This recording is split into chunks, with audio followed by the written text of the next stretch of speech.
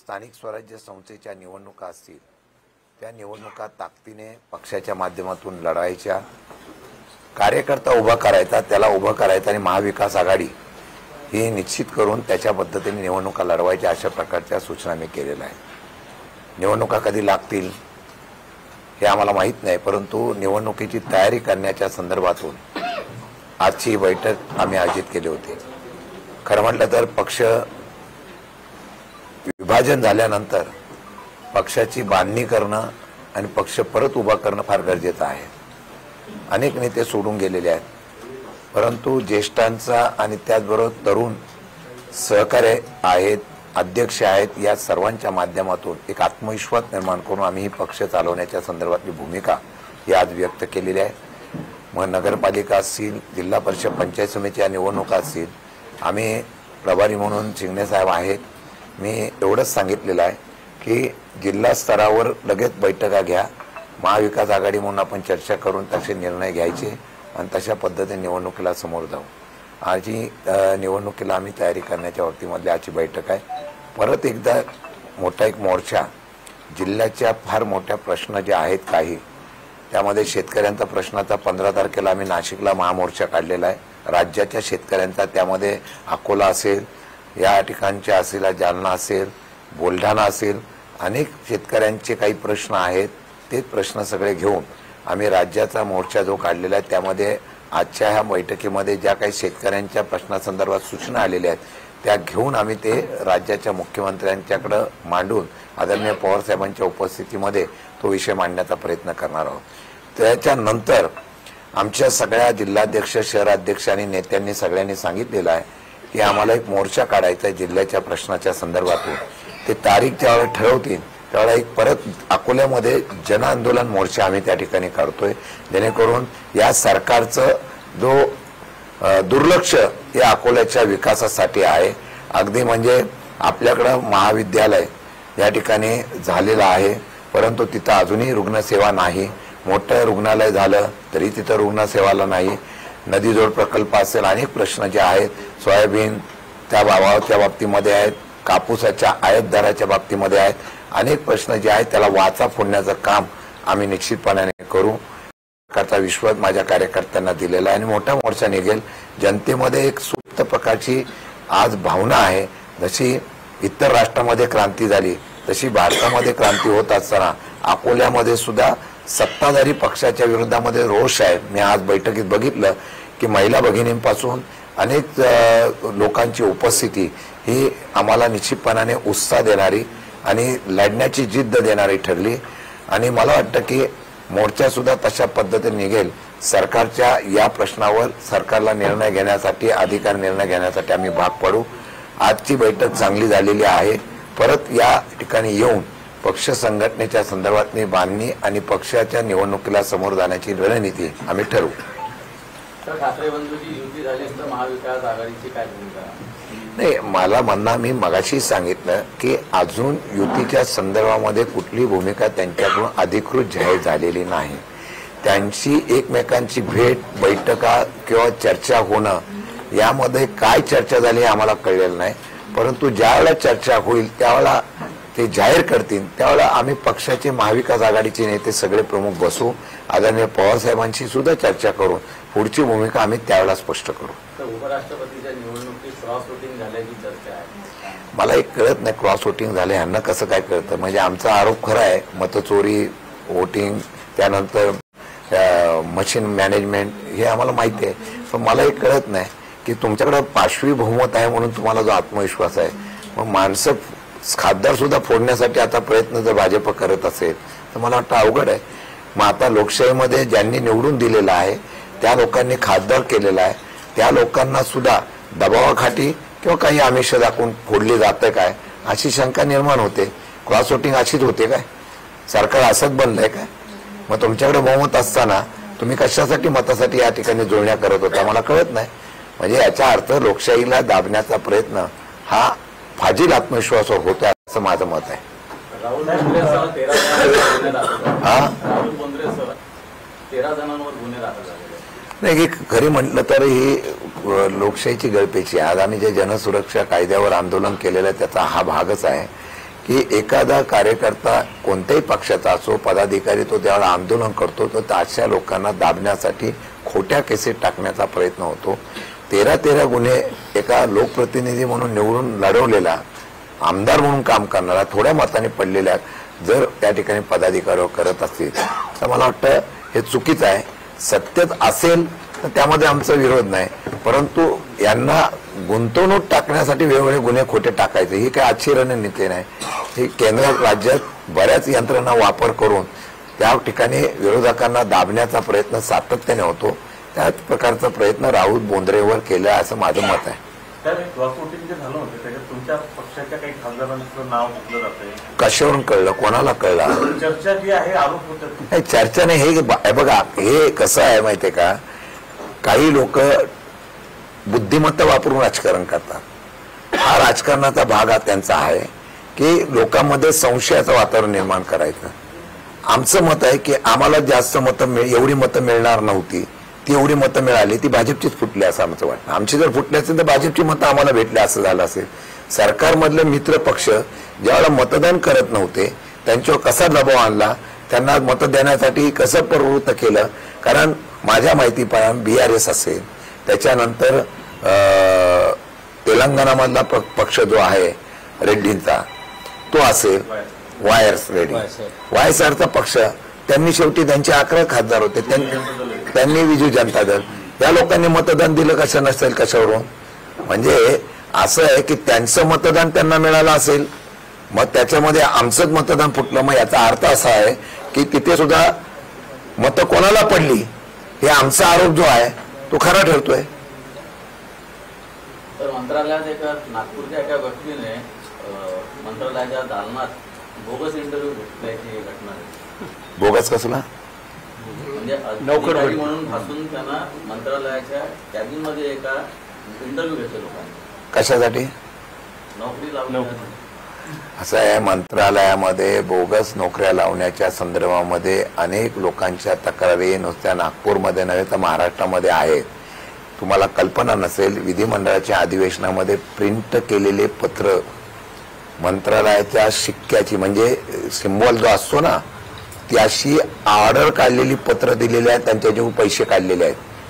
आणि हा प्रकार इतका गांभीर्याचा आहे की सरकारी नोकरी मिळवून देतो म्हणून महाराष्ट्रातल्या अनेक लोकांना खोटे नियुक्ती पत्र दिलेले आहेत, कार्ड दिलेले आहेत, कार्ड, नियुक्तीची कार्ड, हे सगळं बोगस आहे. मागे आम्ही सांगितलं होतं याचा शोध लावून त्या आरोपीवर कारवाई करा.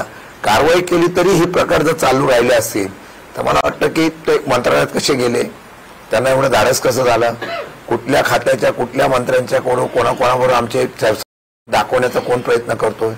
याचा अर्थ की यामध्ये सरकारच्या बाबतीमध्ये जी काही यंत्रणा आहे ती पूर्णपणाने पोखरलेली आहे असं आमचं मत आहे. नागपूरचे लोक का मुख्यमंत्री असल्यामुळे त्यांचं संरक्षण तिथल्या लोकांना काही आहे असं? नाही, असं नागपूरचे मुख्यमंत्री आहे म्हणून संरक्षण आहे. आता आमच्या पश्चिम महाराष्ट्रात पण झालेलं आहे, त्या ठिकाणी विदर्भात झालं तसं उत्तर महाराष्ट्र पण झालेलं आहे, मुंबईमध्ये झालेला आहे.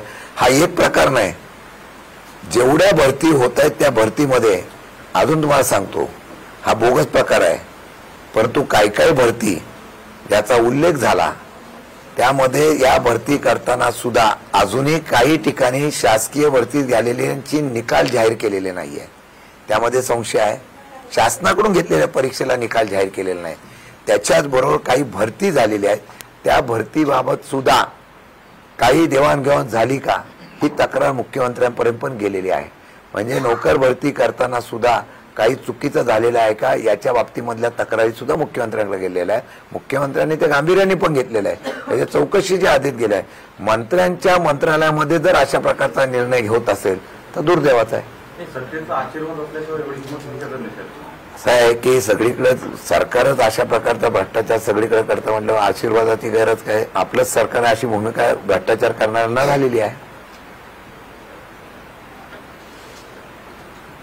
कामगारांच्या बाबतीत निर्णय घेत आहे सरकार,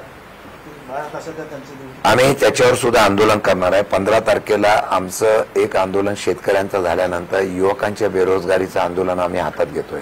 परवाच्या दिवशी राज्य सरकारने 12 तास कामाचे वेळ वाढवलेले तास डॉक्टर बाबासाहेब आंबेडकरांच्या काळामध्ये ज्यावेळेला अशा प्रकारचा निर्णय झाला त्यावेळेला 8 तासाचा निर्णय शारीरिक क्षमता बघून केलेला आहे. तो करत असताना आज 12 तास करण्याचा निर्णय सरकारने घेतलेला आहे. हा दुर्दैवाचा आहे. त्याचे 2 फायदे होणार नाहीत, तोटे होणार आहेत. तोटा एक, माणसांच्या असलेल्या शारीरिक क्षमतेपेक्षा जास्त काम करून घेतलं तर वेगवेगळे प्रकार घडू शकतात. दुसरा प्रश्न असा आहे की 8 तासाच्या ड्युटीनंतर जी वॅकन्सी निर्माण झालेली होती ती वॅकन्सी कमी होऊन त्यामध्ये अर्ध्या ओव्हरटाईममध्ये पगारामध्ये माणसाला वापरलं जाणार आहे आणि बेरोजगारीचं प्रमाण वाढणार आहे. तिसरा मुद्दा असा आहे की शासनाने अनेक वेळा सांगितलं आम्ही शासकीय भरती करतो, निवडणुकीच्या वेळेला सांगितलं, पण अद्यापही शासकीय भरती झालेली नाही. आम्ही शासनाच्या जिल्हाधिकाऱ्यांना, सीओना, एसपींना सगळ्यांना आम्ही पत्र देणार आहोत राष्ट्रवादी युवक आणि विद्यार्थ्यांच्या वतीने की शासनाची भरती आपण किती जागा रिक्त आहेत प्रत्येक जिल्ह्यामध्ये, त्या भरती कधी होणार आहे. त्या भरती जर होत नसेल तर आम्ही लोकांच्या आणि तरुणांची आंदोलन आम्ही करणार आहे. आपण बघितलं असेल राष्ट्रामध्ये तरुणाई उठाव करते त्यावेळेला क्रांती होते. आमचं म्हणणं आहे क्रांती ही विचाराची झाली पाहिजे. ते करण्याचा प्रयत्न आम्ही दुसरं जे आंदोलन घेणार आहे तेच घेणार आहे. शासकीय भरती ताबडतोब करा आणि त्याचबरोबर अशा प्रकारच्या जिथे जिथे औद्योगिक क्षेत्र आहे तिथल्या स्थानिक तरुणांना जे ग्रॅज्युएट झालेले आहेत, चांगले असलेले शिक्षण घेतलेले आहे, त्यांना तिथं नोकऱ्या उपलब्ध व्हावा अशा प्रकारचा निर्णय घेतणार आहोत. आणि शासनाचा या निर्णयाचा आम्ही त्या ठिकाणी विरोध करतो. मी आजच वाचलेलं आहे की याच्यावर काममंत्र्यांनी असं सांगितलं की आता पुनर्विचार करू. एकदा कॅबिनेट निर्णय झाल्यानंतर पुनर्विचार होणं म्हणजे हे फक्त मला वाटतं चालढकल करण्याचा, हे तीव्रता लोकांची नाराजी कमी करण्याचा प्रयत्न आहे. पण याचा आम्ही 100% आवाज उठवणार आहोत. साहेब, आपल्या पक्षाचे आमदार आहेत रोहित पवार, त्यांनी म्हटलं की अजित पवारांच्या संदर्भात मीडिया ट्रायल सुरू आहे, त्यांच्यावरती वारंवार आरोप केले जात आहे. हा मीडिया ट्रायल करणार आहे. नाही, एक तर अजितदादांचा स्वभाव आपल्या सर्वांना माहिती आहे. त्यांच्या बोलण्यामध्ये धाक असतो, मग तो कार्यकर्त्यांना असो अधिकाऱ्यांना असो. आता हा जो प्रकार झालेला आहे हा प्रकार रेकॉर्डिंग झालेला आहे. त्यामुळे अजितदादांनी त्यावेळेला जे बोलले ते बाहेर आलं. त्यांनी त्याच्याबद्दलची वक्तृत्व केलं की माझा त्याप्रमाणे बोलण्याचा अधिकाऱ्यांचा मी नेहमी आदर करतो. परंतु मला वाटतं की ज्या पद्धतीने तिथं अधिकाऱ्यांना बोललेलं आहे त्याच्यामध्ये अशा प्रकारची अपेक्षा नाही. त्यामुळे अधिकाऱ्यांचं मनोधैर्य कमी होतं, एक भीती निर्माण होते. सरकारमध्ये आता असलेले प्रत्येक अधिकारी हे दडपणाखाली काम करतात. चांगले चांगले तरुण अधिकारी, शिक्षित झालेले अधिकारी, IAS ऑफिसर वगैरे या ठिकाणी उमेदीने येतात. जिल्हाधिकारी पासून सगळे काम करतात. पण सध्या जर बघितलं तर या पक्षातला महायुतीचा कार्यकर्ता सुद्धा, आमदार असो, लोकप्रतिनिधी असो किंवा सरकारमधला मंत्री असो किंवा कोणी असो, ते ज्या पद्धतीने अधिकाऱ्यांशी आपलं मीच मुख्यमंत्री असल्यागत वागतायत त्याची परिणती तर पाहायला मिळते. मला वाटतं त्यामुळे अधिकारी काम करण्यासाठी भीती निर्माण होईल आणि अधिकारी काम करण्यासाठी त्या ठिकाणी तयार होणार नाही. आपण जी भूमिका मांडतात त्या विपरीत भूमिका रोहित पवारांची नाही. रोहित पवारांनी काय भूमिका मांडली ही मला बंधनकारक नाही. माझी भूमिका मी मांडलेली आहे. त्यांनी मांडलेल्या भूमिकेला मी सांगितलेलं आहे की दादांचा शब्द जो असतो तो आहे. आता मीडिया ट्रायल कोणी केली हा शोध घेण्याचं काम कोणी करायला पाहिजे. सरकारमधले काही यंत्रणा आहे त्यांच्याकडे गृह खातं आहे, त्यांनी करावी. त्यामध्ये कोणी नक्की हे केलं ह्याचा त्यांनी पर्दाफाश करावा. याच वक्तव्याला घेऊन मुख्यमंत्री सुद्धा नाराज आहेत की IPS अधिकाऱ्यासोबत असं अजित पवार बोलले. याकडे कसं बघतात? मुख्यमंत्री बऱ्याच लोकांवर नाराज असतात. मुख्यमंत्र्यांना मोकळेपणाने काम करण्याच्या बाबतीमधली संधी दिलीच नाही अशी त्यांची तक्रार आहे. बरेच मंत्री मुख्यमंत्र्यांना अडचणीत आणण्याचा प्रयत्न करतात असं सुद्धा म्हणतात जातं. माझ्या माहितीप्रमाणे मुख्यमंत्री नाराज होऊन त्यांनी अधिकाराचा वापर केला पाहिजे. नाराज होऊन काय करायचं? त्यांनी प्रत्यक्ष या बाबतीमध्ये शिस्त, तुम्हाला माहित नसेल मुख्यमंत्री किती वेळा असे म्हणाले किंवा या राज्याचे उपमुख्यमंत्री किती वेळा, आता मंत्र्यांनी भान ठेवून बोलावं, मंत्र्यांनी व्यवस्थितपणे वागावं, हे आता परत सहन करणार नाही, परत होणार नाही. परंतु तेच होत असतं. मला वाटतं की सरकार त्यांना चालवायचं असल्यामुळे किती नाराज झाले तरी सध्याचं सरकार चालवण्यासाठी कोणाला नाराज करायचं नाही अशी त्यांचं धोरण असेल. अपेक्षा चांगले, लोकांचा उठाव असेल तर जास्त येतील. मला वाटतं की लोक येतील कारण लोकांमध्ये एक वेगळ्या प्रकारचं नाराजीचा सूर मोठ्या प्रमाणात आहे.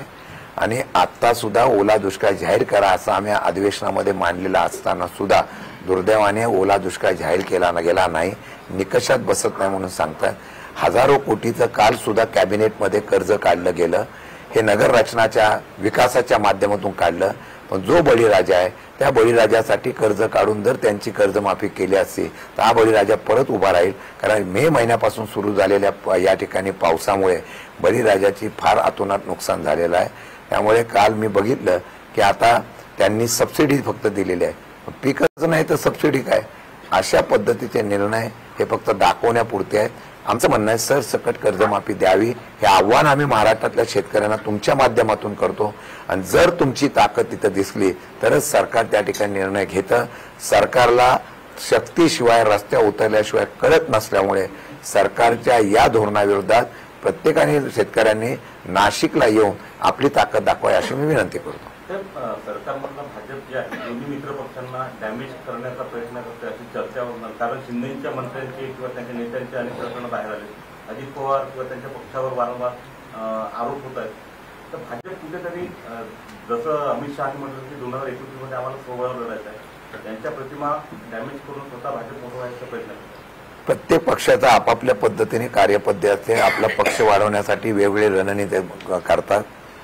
काही वेळेला भाजपच्या बाबतीमध्ये त्यांचा काय मुद्दा याच्यावर मी बोलणार नाही, परंतु मला जे सराउंडिंग तुम्ही म्हटलं त्याप्रमाणे मला सांगावंसं वाटतं की जोपर्यंत आपल्याला त्यांचा सत्तेसाठी उपयोग आहे तोपर्यंत मित्राचा उपयोग करून घेतात.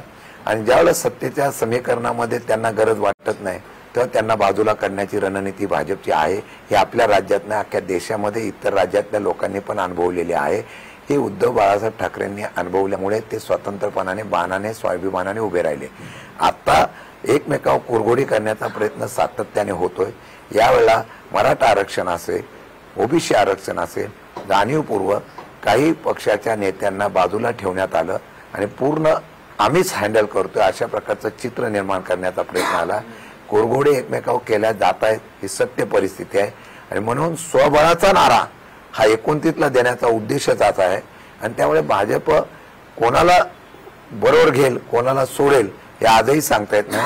100% त्यांच्यात एक वाक्यता नाही. त्यामुळे महाराष्ट्राची जनता होरपळली जाते, महाराष्ट्राच्या जनतेला त्रास होतोय, त्याच्याकडे दुर्लक्षितपणा होऊन एकमेकांच्या राजकारणामध्ये महाराष्ट्राच्या जनतेला अडचण निर्माण होतोय. तुम्ही बोलताय त्यात सत्यता असू शकते. राज ठाकरे जर महाविकास आघाडीमध्ये आले त्यांचा वेलकम राहणार आल्यावर बघतो. आमचं एक आता सध्या प्रयत्न एवढाच आहे की आपल्या मताची विभागणी झाल्यामुळे महायुतीचा फायदा होतो. हेमंत शिंदे यांनी भाजपमध्ये प्रवेश केला.